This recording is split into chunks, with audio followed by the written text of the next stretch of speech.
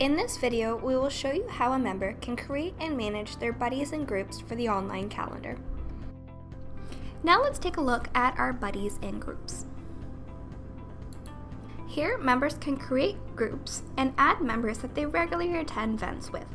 For example, we can have a golf group with individuals that we normally go golfing with. That way, when you go to register for an event, instead of having to type everyone's name out every time, we can just select that group and it's going to populate those names for you.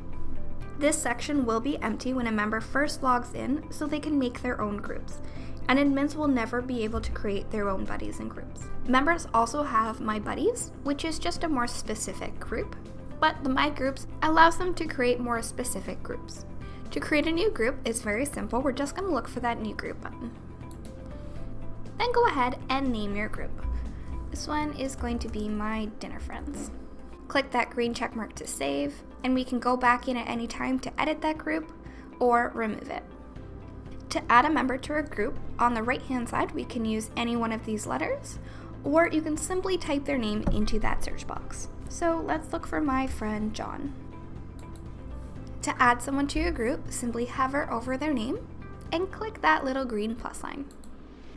That's going to bring the drop down to add them to a group. Now we don't currently see My Buddies listed here, and that's because John is already at the top of My Buddies group. That just means that we can't double add someone to a group. But in any case, we actually want to add him to My Dinner Friends anyways, so let's select that group.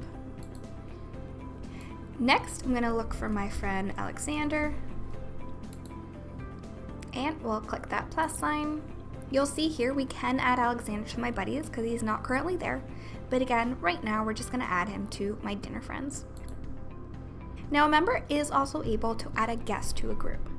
Maybe it's a guest that comes to a lot of events with them, but they just haven't become a member yet. In order to add a guest to a group, we're just going to switch to that guest tab and go ahead and fill in their information. So we can take first name and last name. And just note, the email address here is mandatory. That way, when we do register this guest for an event, it makes sure they get an email notification, as long as those have been set up for the event. Then simply click Add Guest. We're going to get that drop down again, and let's go ahead and add Michael to our Dinner Friends. Now you will know a guest is in the group because it will be marked with a G. At any time, you can definitely remove someone from a group simply by clicking that red X, and again, you can edit and delete a group as well.